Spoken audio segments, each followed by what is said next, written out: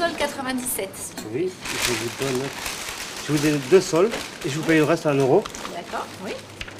Le sol violette, c'est une monnaie complémentaire, éthique et solidaire, qui est locale et qui a pour objectif de mettre à sa juste place la question de la monnaie, de redonner des sens à nos échanges et surtout de remettre la question de qu'est-ce que c'est la monnaie, comment elle fonctionne, pourquoi et qu'est-ce qu'il faudrait pour qu'elle fonctionne davantage dans une démarche solidaire.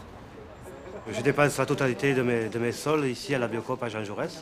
Là aujourd'hui j'ai acheté du produit vaisselle.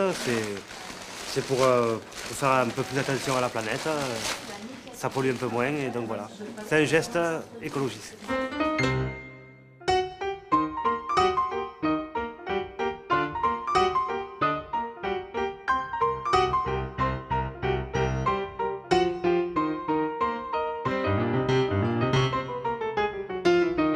En Argentine, lorsqu'il y a eu le crash financier en 2003, les Argentins, 10 millions d'Argentins ont vécu grâce à la monnaie complémentaire, qui était le crédito donc là-bas. 10 millions d'Argentins, pas 600, hein, 10 millions d'Argentins. Donc c'est quelque chose qui est quand même intéressant. Aujourd'hui, j'ai acheté des serins, un paquet de gâteaux et du fromage.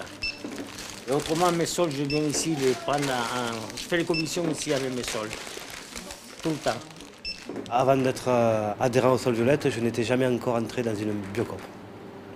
Le fait d'avoir un produit un peu plus frais, de qualité, me donne peut-être plus envie de cuisiner, donc moins acheter de boîtes, moins de...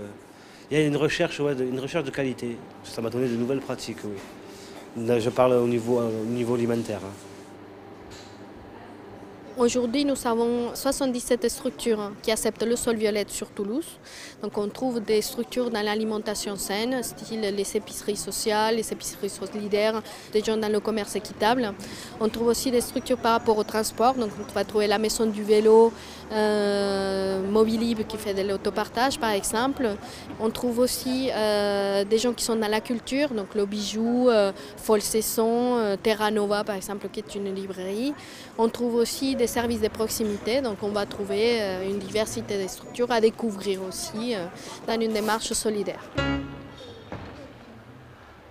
Sol, donc diminutif de solidaire. Violette, c'est notre belle ville de Toulouse et le territoire, donc on a voulu ancrer cette monnaie sur le territoire. Donc c'est une monnaie non capitalisable, sur laquelle on ne peut pas spéculer. Et ensuite, donc, une monnaie qui fond, donc monnaie fondante. Si on n'a pas dépensé cette monnaie sur les 3 mois qui viennent, c'est une monnaie qui, effectivement, perdra de sa valeur. Et ensuite, c'est une monnaie qu'on a fléchée, monnaie donc sur laquelle on peut aller sur des achats vertueux, dits vertueux, respectueux du développement durable, de l'environnement, mais surtout des personnes qui travaillent, effectivement, aussi dans les entreprises ou sur les territoires où nous sommes. Ça fera 7,76 s'il vous plaît. Voilà, télé 8 Vous payez en sol, donc 7 sol. 76, merci. Donc 8 sols. Moi j'ai 30 à 40% de mes produits donc, qui viennent du commerce direct local. Ensuite j'ai un engagement éthique et écologique aussi, donc je m'engage à recycler mes déchets, notamment mes cagettes et mes cartons. Après j'ai aussi une charte sociale donc de développement de mes salariés en termes de formation, d'éducation et de consommation de produits bio.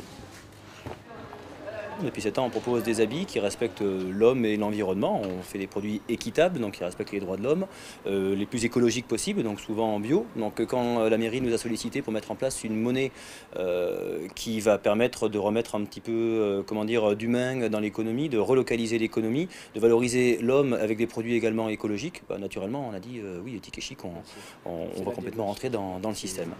C'est une bonne démarche. C'est quoi l'équivalence? Un sol, c'est 1 euro. Oui, on l'a fait comme ça parce que c'était plus facile dans les commerces facile, aussi. ouais. Il ne fallait pas après reconvertir. C'est une histoire d'ergonomie parce qu'on aurait pu faire une autre unité de compte, mais 1 euro en sol, c'est pratique pour tout le monde. Voilà, Ouais. Nous ne manquons pas de matières premières. Nous ne manquons pas d'entreprises pour satisfaire nos besoins. Nous ne manquons pas de main-d'œuvre. Ce dont nous manquons, c'est de monnaie pour échanger. Voilà, ça c'est à vous. Merci. Et merci. Nos solistes, en fait, qui sont les personnes qui dépensent des sols, viennent déposer des euros en dépôt dans les banques agréées par le réseau et reçoivent en fait du sol violette pour aller acheter des produits respectueux des hommes et de la nature. Et en faisant cela, en fait, les coupons billets ne remontent plus sur les marchés financiers, qui sont aujourd'hui, comme vous le savez, détenteurs de 97% des transactions en monnaie et seulement 3% pour l'économie réelle. Et donc en transformant vos euros en sol violette, vous allez rapatrier en fait ces transactions sur le territoire et donc augmenter la quantité de richesse produite, mais en même temps respectueuse de l'homme et la nature, puisque les personnes qui vont pouvoir recevoir ce sol violette, les entrepreneurs qui vont recevoir ce sol violette, seront agréés par un comité local d'agréance sur des critères de développement durable. Sauce arachide avec le bœuf. Le petit rond plein de légumes. Je disais que c'est une monnaie en plus qui anime la circulation. Parce qu'elle, comme les chocolats, elle fond au soleil. C'est-à-dire que c'est pour rappeler que la monnaie, l'objectif de la monnaie, c'est un échange. Et c'est pas uniquement c'est pour circuler, et c'est pas pour l'épargner ou pour s'endormir dessus. Ça tourne. Il faut que ça tourne, voilà. Donc il y en a 3 mois, sinon elles font de 2%. Chaque fois que si avant 3 mois... Il faut la tourner pendant les voilà. 3 mois. Si tu la laisses dans le grenier, ben voilà, elle fond et elle perd... Voilà. On a besoin de cette monnaie, n'est-ce pas? Parce qu'elle reste. Vous comprenez? Elle ne s'éparpille pas, elle reste et elle tourne. C'est surtout ça qui est intéressant dans le sol. L'indice de circulation, c'est le nombre de fois où la monnaie est échangée entre le moment où elle sort de la banque et le moment où elle revient à la banque. Donc un commerçant prend des euros à la banque, va les dépenser chez un autre commerçant, qui lui-même va les dépenser chez un autre commerçant, et ce dernier commerçant va remettre ses euros à la banque. Donc le nombre de fois où ça s'est échangé, c'est l'indice de circulation. Pour l'euro, il est estimé à peu près à 2,4. Alors voilà, c'est une moyenne très théorique, hein, ça veut dire que les euros s'échangent à peu près 2,4 fois entre le moment où ils sortent de la banque et le moment où ils retournent à la banque. Pour le sol, l'expérience donc aujourd'hui est à 5-6 mois à peu près, hein, voilà, donc on a démarré début mai. On a un indice de circulation qui est largement supérieur, c'est-à-dire qu'on a de très nombreux coupons sol qui ont déjà été échangés à minima 6 fois, ce qui est vraiment très significatif en termes d'indice, et ça confirme donc le fait que le sol s'échange beaucoup, et c'était donc sa vocation et l'objectif, donc il est complètement rempli de ce point de vue-là. On arrive à la limite du système dans lequel nous vivons, le système capitaliste, et donc cette monnaie complémentaire me paraît en tous les cas plus équilibrée par rapport à ce que je veux vivre moi. Là, on a atteint un record au mois de novembre. On a encaissé plus de 2000 sols dans le mois. Donc je crois que c'est un record pour les magasins de Toulouse. Moi, ça représente 1 à 2% de mon chiffre d'affaires. Pour l'instant, c'est quand même encore anecdotique, mais on espère que ça se développe encore. Je peux payer certains fournisseurs en sol qui sont dans la boucle eux aussi. Et puis, comme j'en reçois quand même beaucoup, en fait, dans la boucle, il y a une banque qui s'appelle le Crédit Coopératif, qui est ma banque, auprès de laquelle je suis endettée, évidemment, pour les investissements du magasin. Donc, je rembourse ma dette au Crédit Coopératif en sol. Voilà, on a trouvé ce moyen-là pour les écouler et eux les remettent après dans le circuit économique. Lorsqu'on va dans une banque, si j'amène 20 euros, on peut penser que je peux avoir effectivement 20 sols. Pas du tout. À Toulouse, 20 euros est égal à 21 sols, c'est 5% de pouvoir d'achat supplémentaire. On veut, quelque part, amener le citoyen à avoir une consommation responsable et un pouvoir d'achat responsable. Donc nous suscitons effectivement le fait de changer les euros effectivement en sol. Aujourd'hui, quand on voit par exemple des étudiants qui n'ont pas grand-chose effectivement en poche, si on leur dit qu'ils vont changer 300 euros en sol, eh bien, si on réfléchit bien, ça fera 315 sols, c'est-à-dire 15 sols supplémentaires, ce qui est énorme. Quand vous recevez de l'euro, vous ne savez pas d'où il vient. Et quand vous le donnez à quelqu'un, vous ne savez pas où il va. Donc même si vous êtes conscient qu'il vous faut réorienter vos flux financiers au niveau local, si vous le faites qu'avec de l'euro, vous ne disposez de ce pouvoir que le moment où vous tenez l'euro. Dès que vous l'avez lâché, vous ne savez plus ce qu'il va devenir. La puissance des monnaies complémentaires, c'est que ce pouvoir, il existe tout le temps. C'est-à-dire vous pouvez savoir quel type de monnaie vous allez recevoir. Moi, je veux de la monnaie sol parce que je sais qu'elle a des valeurs et qu'elle circule localement auprès d'acteurs qui respectent l'homme et la nature. Et quand vous le donnez à un acteur, vous savez que vous pouvez le donner parce qu'il a signé une charte d'agrément et il est respectueux des hommes et de la nature. Et vous savez que si jamais ce sol violette, il le ramenait à la banque, il serait taxé de 5%. Donc il a plutôt intérêt, lui, à le faire circuler dans le réseau.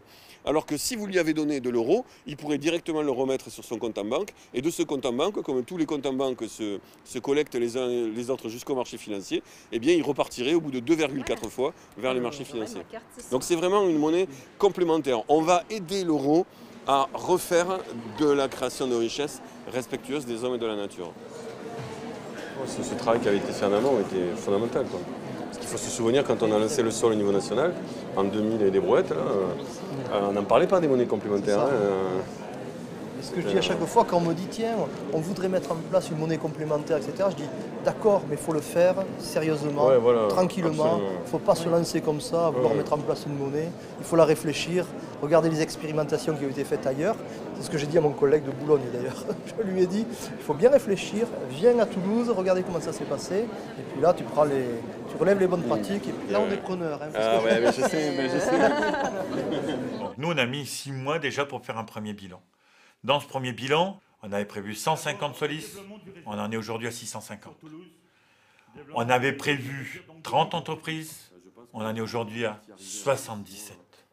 Lorsque nous avons démarré, la mairie de Toulouse était la seule à avoir gagé de l'euro en banque, c'est-à-dire on avait gagé 27 000 euros. Aujourd'hui, nous ne sommes plus qu'à 60%, puisque les Toulousains ont gagé à peu près 12 000 euros.